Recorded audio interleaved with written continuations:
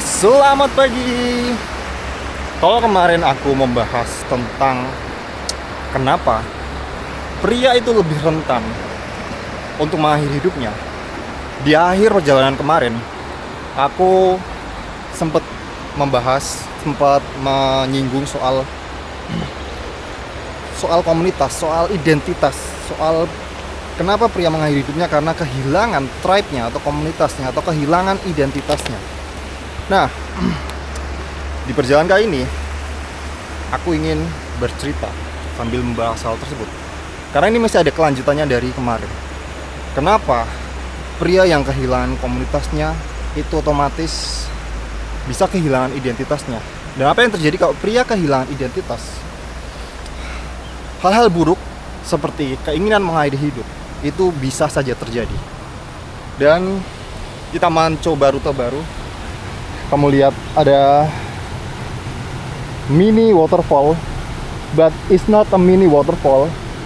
That's it big Bruce Lee fan.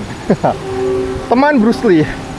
Di sini ada teman Bruce Lee dan di depan ada titik 0 km. Ya. Dan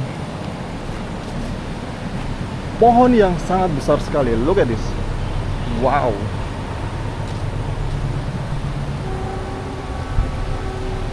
Back leg ya? Kayaknya back leg. Oke. Let's go. Kita akan bercerita sambil jalan pagi kali ini. Ini adalah Caminante hari ke-62. Dan mungkin yang belum tahu Caminante, jadi ini adalah proyek pribadiku untuk berjalan kaki sambil bercerita selama 1000 hari ke depan. Dan aku udah konsisten 2 bulan dalam menjalankan jalan pagi ini sambil bercerita hal-hal yang berhubungan dengan kesehatan mental, terus kemudian mental health pria, banyak hal lah. Dan welcome to Caminante. Sebelumnya kita lakukan ritual Caminante terlebih dahulu. Ritual Caminante adalah melihat jam dan bersyukur kita masih diberikan kesempatan untuk bertemu jalan pagi sambil ngobrol-ngobrol lagi. Oke? Jadi sekarang kelihatan nggak ya? Aduh, nggak kelihatan ya, sorry. Sekarang pukul 6.56, 12 Maret 2026, hari Kamis. Welcome. Udah ya tadi ya, welcome. Selamat hari Kamis. Kayaknya aku tadi udah bilang welcome to Caminante ya. Ya udah, kita mulai jalan pagi kita kali ini. Kita melewati tadi dimulai dari pinggir sungai,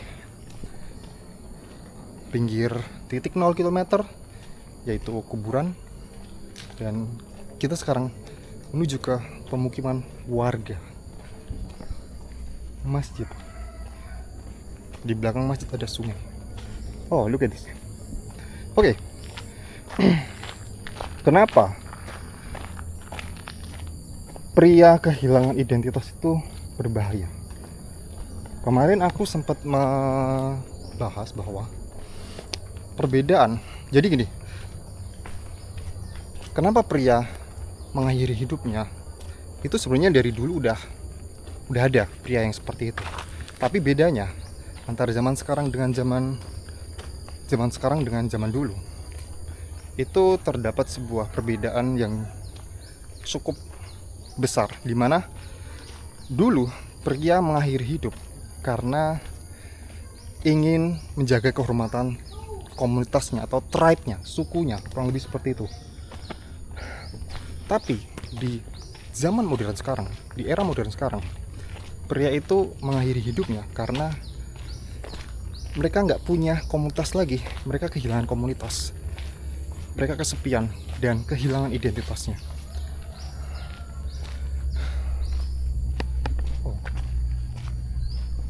Mereka kehilangan identitasnya. Kalau zaman pada dasarnya, kenapa pria mengakhiri hidup? Karena mereka kehilangan perannya. Kayak contoh, seorang suami yang seharusnya memiliki peran sebagai protektor, provider, tapi di suatu kondisi dia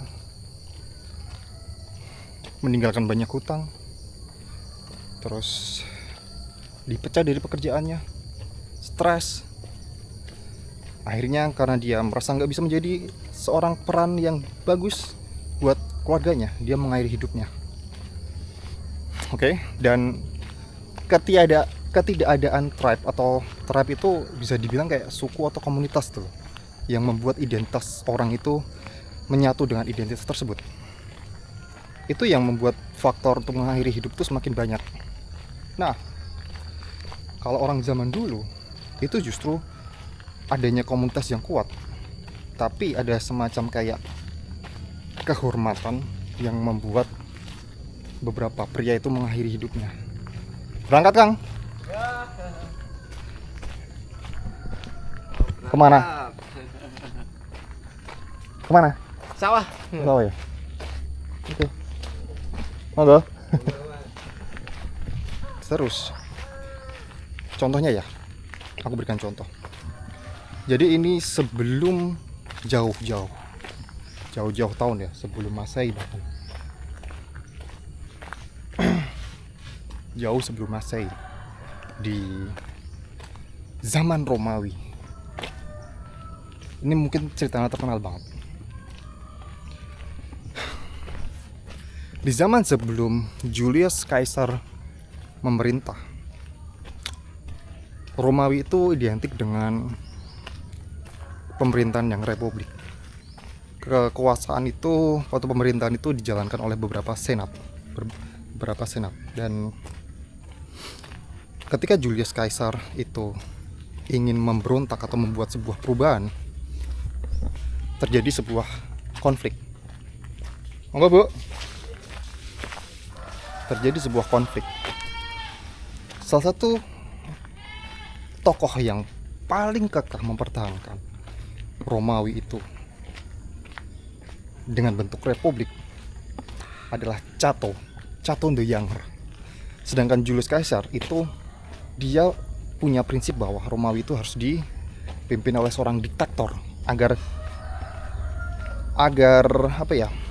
Ya mungkin karena agar seorang penguasa itu punya sebuah perintah yang absolut, yang ya ada min plusnya lah kayak gitu. Nah, ada semacam selisih kayak gitu kan. Nah, zaman dulu tentu saja dengan berbagai perang antara pihak Cato the Younger yang mempertahankan status quo, dan di sisi lain para revolusioner atau para pemberontak dari Julius Caesar itu juga sama kuatnya. Tapi pada akhirnya pihak Julius Caesar lah yang memenangkan peperangan. Cato the Younger itu kalah pokoknya. Nah, karena kekalahan tersebut, si Cato the Younger, namanya Cato the Younger itu kayak apa ya? Anyway, aku berikan konteks dulu ya. The Younger itu kayaknya karena dia ini adalah salah satu anak dari keturunan orang-orang besar di Romawi lah. Jadi namanya Cato the Younger. Jadi si Cato the Younger ini tidak melihat masa depan Romawi lagi ketika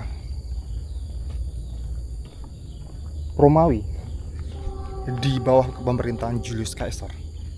Oke. Nah, karena dia tidak melihat masa depan, dia di depan para pengikutnya yang masih setia, kayak loyalisnya, itu mengatakan bahwa lebih baik aku mengakhiri hidupku daripada aku harus mengikuti seorang yang tidak seprinsip dengan diriku. Nah, akhirnya dia pun mengakhiri hidupnya di depan pengikutnya, di depan tribe-nya, di depan komunitasnya, di depan sebuah anggota yang sebuah komunitas, sebuah grup yang membentuk identitasnya sebagai seorang republikan. Oke. Nah, ini adalah satu contoh kenapa orang zaman dulu, pria itu, mereka memiliki tribe yang kuat, komunitas yang kuat. Tapi mereka bersedia mengakhiri hidupnya demi menjaga marwah dari komunitasnya atau tribe-nya itu, sukunya itu. Kita mendingan kemana? Ke sana atau ke sana? Kayaknya ke sana aja ya. Menjaga komunitas. Kok aku nyebut komunitas tuh kayak gimana ya? Aku bilang tribe aja lah, semoga kamu paham ya. Dari tadi aku udah bilang tribe, semoga kamu paham. Dan ini adalah salah satu contoh. Ini zaman sebelum Masehi, sekitar 40-an sebelum Masehi. Aduh, belereng. Silau. Nah, tapi setelah itu ada fakta sejarah lagi. Setelah si Julius Caesar tuh naik, ternyata loyalis dari Cato tadi masih kayak menyimpan mimpi-mimpi dari Cato, sehingga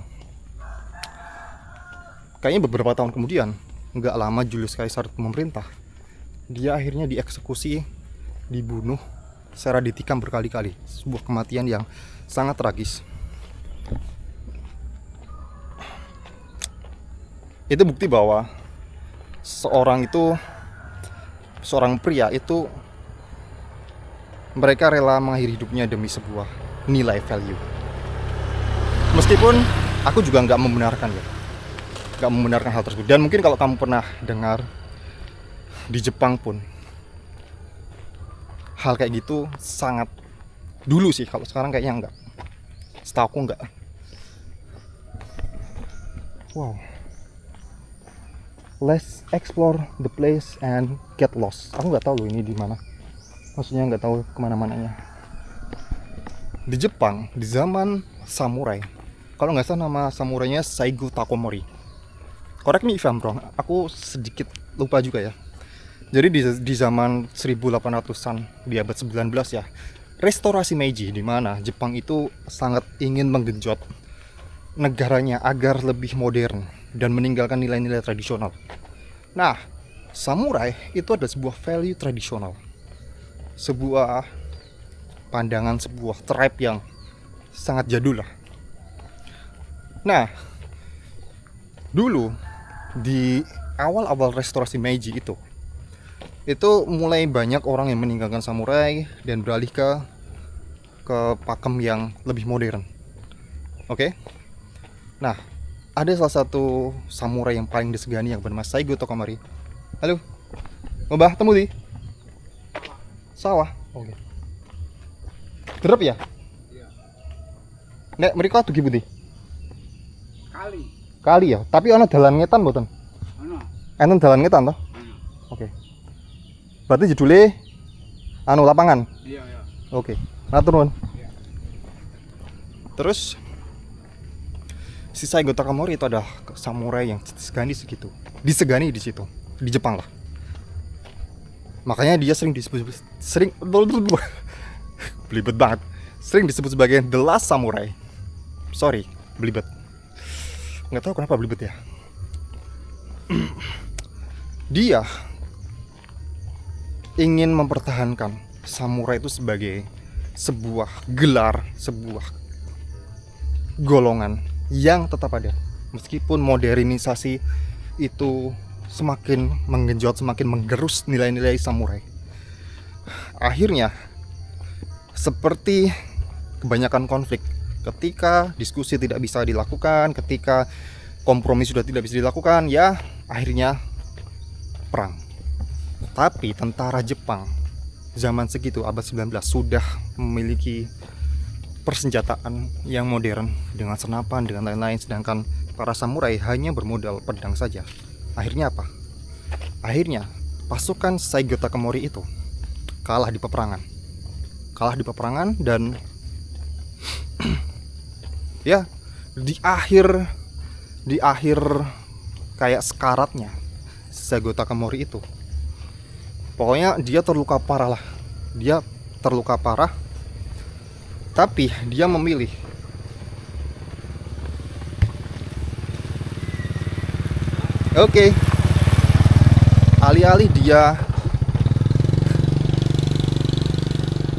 alih-alih dia kayak menyembuhkan diri, dia memilih untuk mengakhiri hidupnya di depan samurai-samurai yang tersisa. Ya kembali lagi, dia berpikir bahwa lebih baik aku mengakhiri hidupku daripada aku harus meninggalkan value-ku, meninggalkan komunitasku, tribe-ku. Oh, kita ngambil mana ya? Sini aja lah.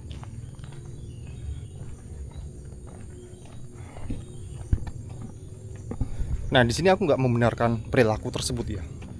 Tapi di situ ada semacam pola yang jelas bahwa zaman dulu pria itu memiliki tribe yang jelas, komunitas yang jelas.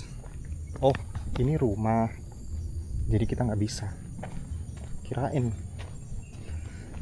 Tapi di zaman modern sekarang ini, pria kehilangan tribe-nya, kehilangan identitasnya. Kenapa aku bisa bilang gitu? Karena gini, di zaman modern, zaman yang semua serba terhubung, justru itu malah kayak tidak ada kejelasan. Identitas pria itu menjadi bagian dari apa gitu. Karena aktivitasnya dihabiskan untuk sebuah pekerjaan yang kebanyakan mereka itu tidak menyukainya. Lain halnya kalau misalnya dulu orang yang menjadi bagian dari sebuah komunitas atau sebuah society, mereka sangat membanggakan hal tersebut. Nah sekarang kondisinya beda karena tekanan modernisme, terus ya banyak faktor lah, percepatan, semua serba cepat sehingga para pria kehilangan makna, para pria kehilangan identitasnya. Dan ini membuat sebuah kerentanan yang aku bilang tadi, sebuah hal yang sangat rentan. Kenapa aku bisa bilang rentan? Karena sekalinya pria itu kehilangan perannya,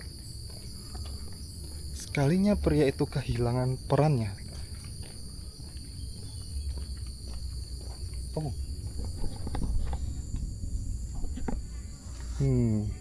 bentar, sorry, balik lagi,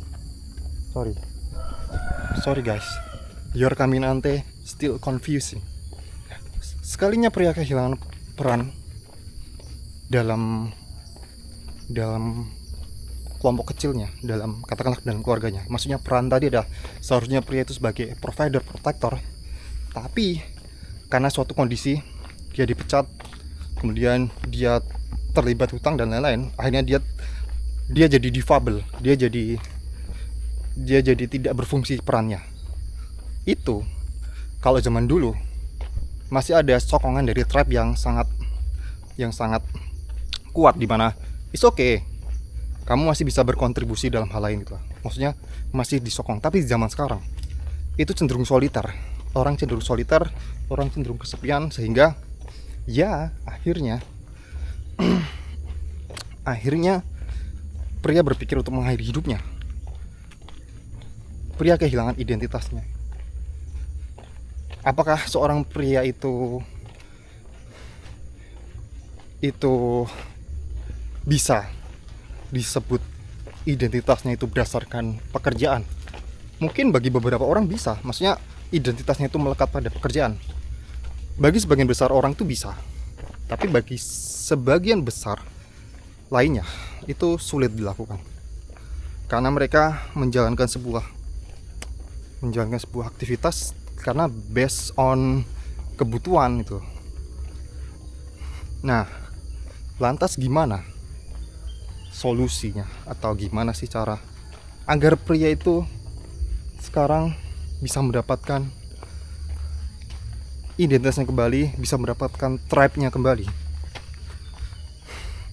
Ya cara paling mudah ya cari komunitas yang kayak seolah-olah itu bisa menjadi bagian dari, bukan seolah-olah ya, karena aku percaya bahwa sebuah komunitas itu bisa membentuk orang.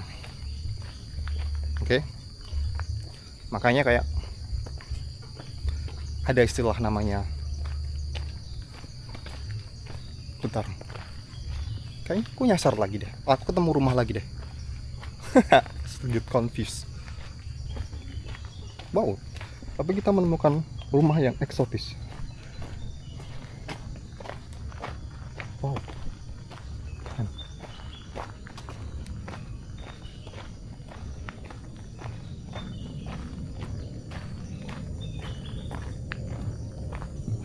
Oh. Yeah. We are officially lost, guys. Karena mentok juga nih. Terus ada orang yang bisa ditanya.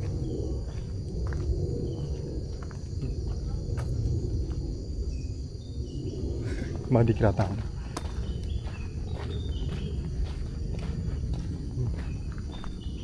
Bu, ke arah lapangan putih nggih?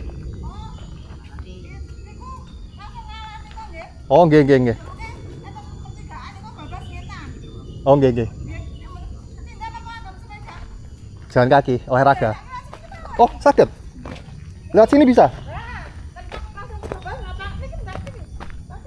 Oh, mriki nggih. Oh, oke. Wah, jeblok tapi, tak apa lah. Oke, matur nuwun, Bu. Nggih. Omahe saya, Bu. Oh. Nggih. Pak Subeni nggih. Oke. Monggo. Wow. Kita baru saja menggunakan teknologi GPS, gunakan penduduk sekitar.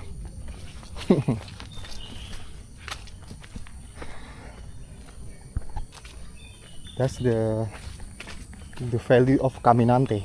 Ini adalah value Caminante, dimana kita jalan kaki sambil cerita, tapi sesekali kita tersesat. Oh yes, kita menemukan tempat lagi.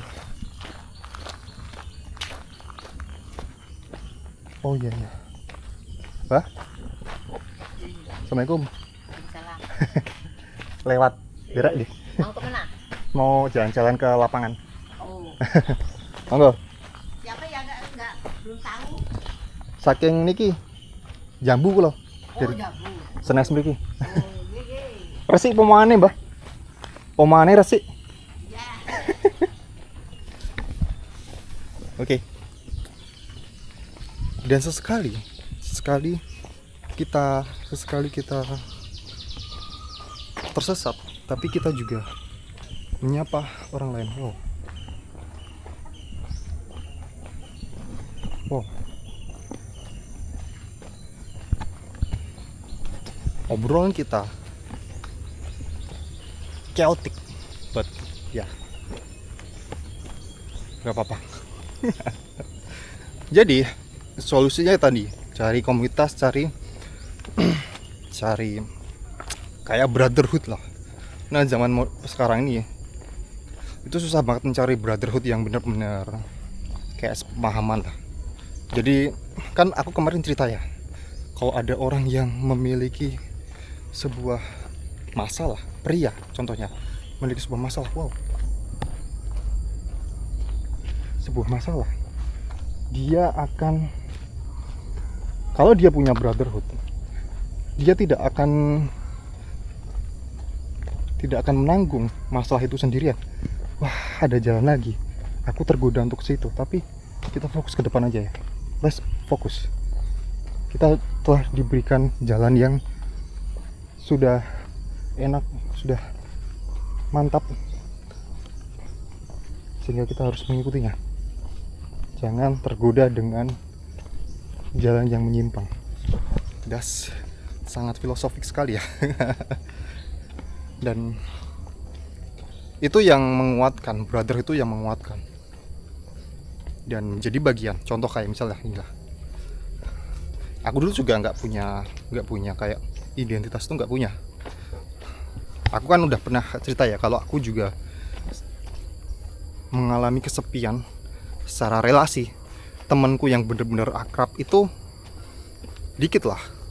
Cuman kalau kayak hubungan intimasi, terus hubungan dengan komunitas warga sekitar itu aku nggak ada masalah. Cuman yang relasi yang kayak sebagai pria itu butuh banget kayak gitu untuk melakukan aktivitas yang sifatnya kayak bersampingan, kayak mancing, kemudian kayak nge-gym bareng, terus motoran bareng. Nah, aku merasa nggak punya kayak gitu, kayak nggak punya hobi gitu loh.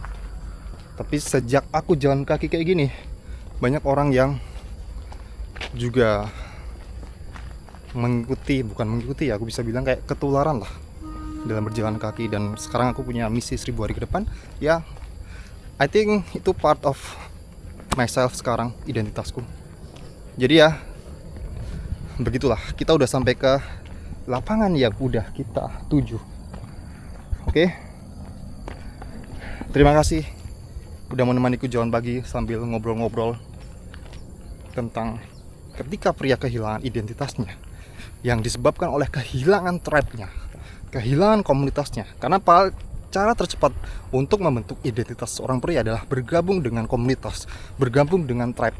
Ini ada suatu hal yang sekarang sangat sulit dilakukan oleh pria modern, karena cenderungan mereka soliter, bekerja dari pagi sampai malam, dan sulit sekali. Oke, kita berjumpa lagi di Caminante Day 63 besok, di tempat yang baru lagi sambil tersesat lagi. Bye.